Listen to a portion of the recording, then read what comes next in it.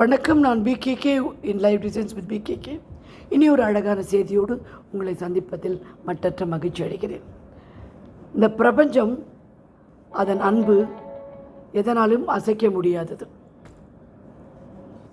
நம் வாழ்க்கையில் ஏற்படும் எந்தவித தடங்களும் பிரச்சனைகளும் இந்த அசைக்க முடியாத பிரபஞ்சத்தின் அன்பால் மிக மிக நல்ல முறையில் நம்மளை கொண்டு செலுத்த உதவுகிறது. எதுவாக இருந்தாலும், எந்த நிலையில் நீங்கள் இருந்தாலும், எங்கிருந்தாலும் பிரபஞ்சத்தின் அன்பு உங்களை எப்பொழுதுமே சூழ்ந்து கொண்டிருக்கிறது. நாம் உணர்வது மாத்திரம்தான் அதில் குறை காண்கின்றோம். உணர்ந்து விட்டால், நினைத்து விட்டால் அனைத்தும் நடக்கும். இன்றைக்கி சாதாரணமாக உங்கள்கிட்ட என்ன சொல்ல விரும்புகிறேன்னா, நான் சொன்னேன், என்னோடய பேத்திக்கு ஒரு இக்கட்டான சூழ்நிலை, ஐசியூவில் முந்தின நாள் நைட்டு அட்மிட் பண்ண வேண்டிய ஒரு சூழ்நிலை. நான் ஒன்றுமே பண்ணலை. ஒரு புக்கில் எழுதினேன், Anshika is coming back home tomorrow well and safe. இதுதான் எழுதினேன். நான் நம்பிட்டேன். நான் கண்டிப்பாக இது நடக்கும். Anshika is well and healthy coming back home அப்படின்னு. நீங்கள் நம்பவே மாட்டீங்க. முதல் நாள் இரவு 8 மணிக்கு சேர்த்துருக்கோம். மறுநாள் காலைக்கு 10 மணிக்கு ஐசியூலேருந்து அவள் வெளியில் கொண்டு வந்துட்டாங்க. She's better. கொஞ்சம் ட்ரீட்மெண்ட்டில் சரியாக போயிடும். ஸோ இந்த அசைக்க முடியாத நம்பிக்கை, என் வாழ்க்கையில் நடக்கிற ஒவ்வொரு விஷயம் உங்களோட ஏன் பகிர்ந்துக்கிறேன் அப்படின்னா, உங்களுக்கு இந்த நம்பிக்கை மாத்திரம் இருந்தால் பிரபஞ்சம் கண்டிப்பாக உங்களை வேணுங்கிறத செய்யும். நிறைய விஷயங்கள் நான் தப்பி ஒரு வார்த்தை சொல்லிட்டேன், ஆக்சிடெண்ட்டுன்னு. பார்த்தா நேற்று என் வண்டி ஆக்சிடெண்ட். அதுதான் நல்லதோ கெட்டதோ நாம் சொல்லும்போது, நினைக்கும் போது ஜாக்கிரதையாக இருக்கணும், ரொம்ப கேர்ஃபுல்லாக இருக்கணும். ஏன்னா என் வாயில் ஆக்சிடெண்ட் வந்ததுனால ஒன்றுமில்லாத என் வண்டி ஆக்சிடெண்ட் ஆகிப்போச்சு நேற்று.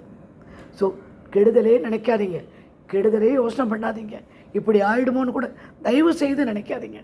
எப்போவுமே தைரியமாக நல்ல விஷயங்களே நினச்சிட்ருக்கேன். பிரபஞ்சத்தின் அன்பு குறைவதும் இல்லை, அழிவதும் இல்லை. அந்த அன்பு உங்களை வாழ்க்கையின் உயர்நிலைக்கு கொண்டு சேர்க்கும். எப்பொழுதும் உங்களை பாதுகாக்கும். என்ன விஷயம் நீங்கள் கேட்கணும், அன்பை கேட்கணும், அதோட பாதுகாப்பை கேட்கணும். சரியான வார்த்தைகளை உபயோகப்படுத்தி கேட்டினா பிரபஞ்சம் ஆட்டோமேட்டிக்காக உங்களை பாதுகாத்து பேணி நல்ல நிலைக்கு கொண்டு வரும். லா ஆஃப் அட்ராக்ஷன் மாதிரி லா ஆஃப் மெச்சூரிட்டி அப்படின்னு இருக்குது. அதாவது புத்தி எப்படி நாம் உபயோகிக்கணும், எந்த விதத்தில் உபயோகிக்கணும் அப்படின்னு. மற்றவங்களை கட்டுப்படுத்துறது நம்மளுடைய குணம் அப்படின்னா, நம்மை நாம் கட்டுப்படுத்தி கோபம் வராமல் தடுக்கும்போது அதுதான் பவர், அதுதான் சக்தி. நீ இப்படி பேசுனியா, சில நேரங்களில் நம்ம வாயை திறந்தே பேசக்கூடாது. அப்படியா, நீ இவ்வளோதான் போ அப்படின்னு விட்டுடணும். இதெல்லாம் எதுக்குன்னா, செல்ஃப் கண்ட்ரோல் வரும், மனநிலை சமநிலை ஆகும். அதை நினைத்து நம்ம பொறுமை மாட்டோம். நாம் தானே பேசாமல் இருந்தோம், இது மேலே எனக்கு என்ன ஆகப்போகுது, அதனால் ஒன்றுமே ஆகாது. அதான் லா ஆஃப் மெச்சூரிட்டி. எதிர்பார்ப்புகள் யாரிடம் இருக்கக்கூடாது. அதே நேரத்தில் யார் என்ன அழகாக செய்தாலும், நல்லது செய்தாலும் அதை பார்த்து நாம் அப்ரிஷியேட் பண்ணணும்.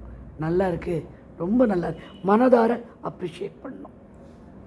சின்ன சின்ன விஷயங்கள் கூட, காலையில் சாப்பிட்ட இட்லி நல்லா இருந்ததா, இவங்க நல்லபடியாக பேசினாங்களா, இவங்க நல்லா இருக்காங்களா, உங்கள் குழந்தை நல்லா இருக்கா, குழந்தை சிரிச்சுதா, நல்லது நடந்ததா, சின்ன சின்ன சின்ன விஷயங்களுக்கு நன்றி அறிதல் காமிச்சா, அந்த நன்றி அறிதல் வெளியில் போக போக, அந்த அலைவரிசை வெளியில் போக போக நல்ல விஷயங்கள் உங்களை நோக்கி தானாக வந்துவிடும். நம்மளுடைய கடமைகளை, நாம் செய்ய வேண்டிய விஷயங்கள் எல்லாம் செய்துவிட்டு மற்றதை பிரபஞ்சத்தின் கையில் விட்டுவிடுங்கள். ப்ராசஸை நோண்டாதீங்க. நீ இப்படி தான் வரணும், இது இப்படி தான் நடக்கணும், இந்த டைரெக்ஷன்லாம் நீங்கள் சொல்லவே வேண்டாம். நீங்கள் யோசனை பண்ண வேண்டாம், இது இப்படி நடக்குமோ அப்படின்னு கூட யோசனை பண்ண வேண்டாம். அப்படியே எல்லா விஷயத்தையும் பிரபஞ்சத்தை நம்பி பிரபஞ்சத்தின் கையில் விட்டுவிடுங்கள்.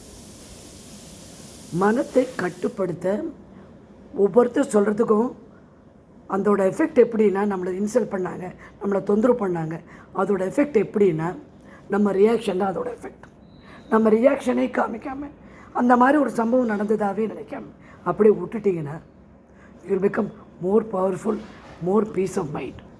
இன்னொரு விஷயம், உங்களுக்கு நடக்கின்ற கீழே விழுந்தாலும் மேலே போனாலும் நல்லதானாலும் நீங்கள் செய்கிற ப்ராக்ரஸை யாருக்கும் சொல்லாதீங்க.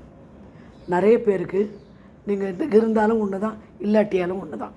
நீங்கள் சக்ஸஸ்ஃபுல்லாக ஆனாலும் ஒன்று தான், கீழே விழுந்தால் மிக்க மகிழ்ச்சி. ஸோ இந்த மாதிரி ஒரு சூழ்நிலையில் நீங்கள் என்ன பண்ணணும் அப்படின்னா, நீங்கள் டெஃபினட்டாக உங்களுடைய விஷயங்களை உங்களுக்குள்ளே வச்சுக்கோங்க.